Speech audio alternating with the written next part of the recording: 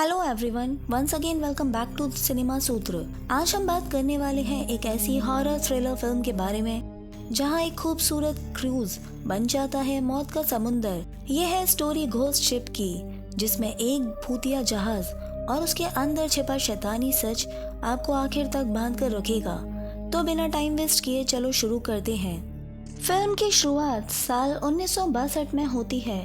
एक Italian ocean liner ग्राजा नाम के जहाज पर वहाँ एक सिंगर फ्रांसिस्का अपने खूबसूरत गानों से मेहमानों का दिल जीत रही होती है। लोग डांस कर रहे हैं, हंस रहे हैं, हर तरफ खुशी का माहौल है। लेकिन इसी भीड़ में एक छोटी सी लड़की कैटी अकेली बैठी होती है, क्योंकि उसके पास डांस करने वाला कोई नहीं होता। शिप का कैप्टन जब ये देखता है तो वो मुस्कुराकर कैटी को उठाता है और प्यार से उसे डांस फ्लोर पर ले जाता है।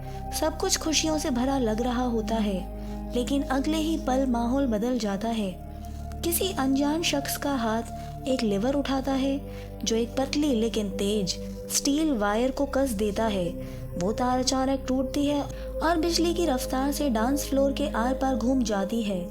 कुछ ही सेकंड में सारे यात्री और क्रू मेंबर्स बीच से कट जाते हैं। चारों तरफ लाशें गिरती हैं, डेक खून से लाल हो जाता है।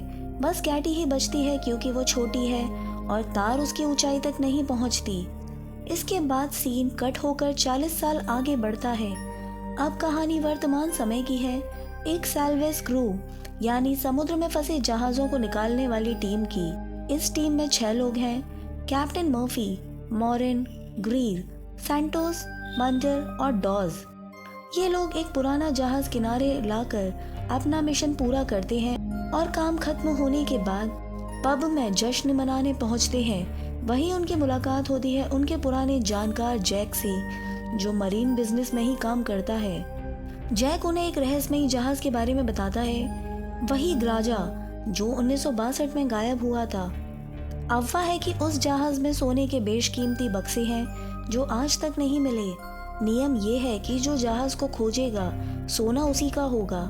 ये सुनते ही सबके चेहरे चमक उठते हैं और अगले ही दिन वो सब टग बोट पर निकल पड़ते हैं। घंटों की यात्रा के बाद उन्हें कुछ नहीं मिलता, लेकिन जैसे ही वो लौटने लगते हैं, घने कोहरे में से एक विशाल कार्गो शिप उनके सामने आ जाता है। वही भूतिया जहाज ग्राजा। थोड़ी टक्कर होती है, लेकिन सब सुरक्षित रहते हैं। टीम निर्णय लेती है कि जैक और ग्रीर बोट पर रहेंगे, जबकि बाकी 4 लोग जहाज के अंदर जाएंगे। अंदर घुसते ही अजीब घटनाएं शुरू हो जाती हैं। पुरानी आवाज़ें, अपने आप हिलती चीज़ें और अचानक स्क्रैम्बल बोर्ड के टुकड़े पर खुद जुड़कर शब्द बन जाते हैं, स्वागत है जहाज पर। मॉरिन डर जाती है, लेकिन कुछ नहीं कहती। आगे बढ़ते वक्त मंडर एक गड्ढे में गिरता है, पर मॉरिन उसे बचा लेती है। उसी वक्त उसे दूर एक छोटी लड़की कैटी दिखाई देती है, जो पलक झपकते ही गायब हो जाती है। थोड़ा आगे बढ़ने पर उन्हें फर्श पर एक डिजिटल घड़ी मिलती है। ये देखकर सब चौंक जाते हैं, क्योंकि ऐसी घड़ियां 1962 में बनी ही नहीं थी, यानी कोई हाल ही में इस जहाज पर आया था। कैप्टन मर्फी फैसला करता है कि अगला दिन पूरा जहाज खोजने में लगाया जाएगा। रात में जब मॉरिन अकेली होती है, जैक उसके पास आता है। वो देखता है कि मॉरिन डर गई है, खासकर मंडर को बचाने के बाद से। मॉरिन उसे बताती है कि उसने एक लड़की देखी थी, लेकिन जैक उसे कहता है कि शायद वो थकी हुई है और आराम करे। सुबह पूरी टीम बैठकर प्लान बनाती है। जहाज का निचला हिस्सा लीक हो रहा है, मतलब वो धीरे धीरे डूब सकता है। वे 3 दिन रुककर इसे ठीक करने का प्लान बनाते हैं। काम शुरू होता है और मॉरिन घूमते हुए स्विमिंग पूल एरिया में पहुंचती है, जहां दीवारों पर गोली के निशान हैं। वो सोच में पड़ जाती है, सब तो कहते थे यात्री डूबने से मरे थे, फिर ये गोलियां कैसे? तभी अचानक उसके सामने फिर कैटी दिखाई देती है। मॉरिन डर जाती है, गिर जाती है, सिर पर चोट लगती है। जब होश आता है, जैक वहां पर खड़ा होता है। दोनों लौट जाते हैं, पर उन्हें नहीं पता था कि जहां मॉरिन का खून गिरा था, वहां से खून पूल में फैलने लगता है और दीवारों के छेदों से बहता हुआ पूरा लाल हो जाता है। थोड़ी देर बाद मॉरिन और जैक लॉन्ड्री रूम में पहुंचते हैं और एक छिपा हुआ दरवाजा देखते हैं, जो जहाज के नक्शे में नहीं है। जैसे ही वो खोलते हैं, अंदर से तेज पानी का दबाव आता है और साथ में निकलते हैं सड़े गले शव। दोनों भागते हैं, लेकिन पीछे का दरवाजा अपने आप लॉक हो जाता है, इसलिए आगे बढ़ना पड़ता है। उधर कैप्टन मर्फी जहाज के कैप्टन लाउंज में पहुंचते हैं, जहां शराब की बोतल अपने आप हिल रही होती है। जब वो देखता है, आईने में असली जहाज का कैप्टन दिखता है और मर्फी डर कर वहां से भाग जाता है।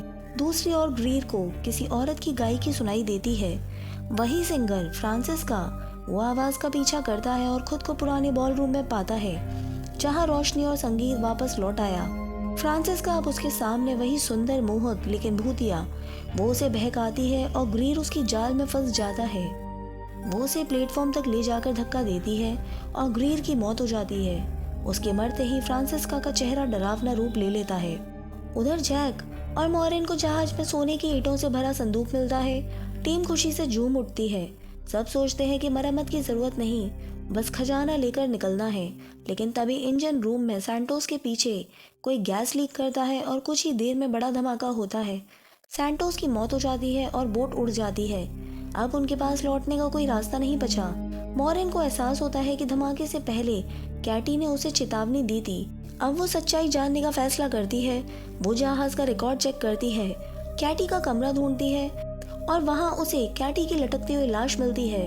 तभी कैटी की आत्मा प्रकट होती है और कहती है उनकी आत्माएं इस जहाज में फंसी हुई हैं क्योंकि कोई दुष्ट आत्मा उन्हें बांध कर रखे हुए है। वो बताती है जब तक ये जहाज नष्ट नहीं होगा, कोई मुक्त नहीं हो सकता।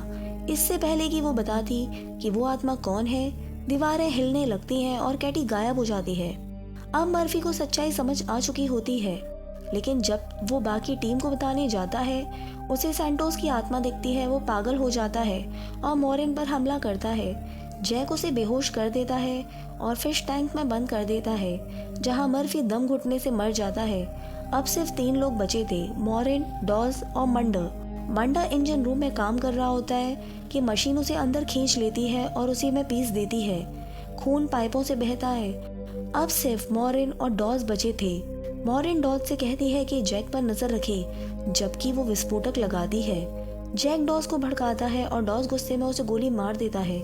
जब वो मॉरिन के पास पहुंचता है तो कहता है जैक मर गया, अब हम सोना लेकर नई जिंदगी शुरू करते हैं। मॉरिन धीरे से पूछती है पर तुमने मंडर के बारे में नहीं पूछा, और तभी वो समझ जाती है ये असली डॉज नहीं बल्कि जैक ही है। जैक कहता है कि अगर वो उसके काम में दखल नहीं देगी तो वो उसे जाने देगा, लेकिन मॉरिन बिना कुछ कहे डिटोनेटर दबा देती है। जोरदार धमाके के साथ पूरा जहाज उड़ जाता है। जैक की आत्मा खत्म हो जाती है और सारी फंसी आत्माएं मुक्त हो जाती हैं।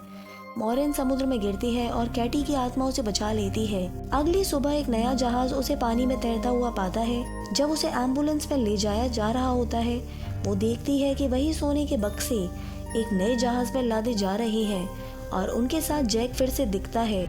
मॉरिन डर के मारे चीख उठती है और उसी के साथ एम्बुलेंस का दरवाजा भी बंद हो जाता है। तो दोस्तों, ये थी घोस्ट शिप, एक ऐसी कहानी जहां लालच, मौत और आत्माएं सब एक ही जहाज पर सवार थी। अगर वीडियो पसंद आया हो तो लाइक ज़रूर करें, कमेंट करके बताएं नेक्स्ट कौन सी मूवी एक्सप्लेन करूं, और हाँ, चैनल सिनेमा सूत्र को सब्सक्राइब करना मत भूलना। मिलते हैं अगले वीडियो में एक और मिस्टीरियस कहानी के साथ। Till then, stay curious, stay cinematic. Bye.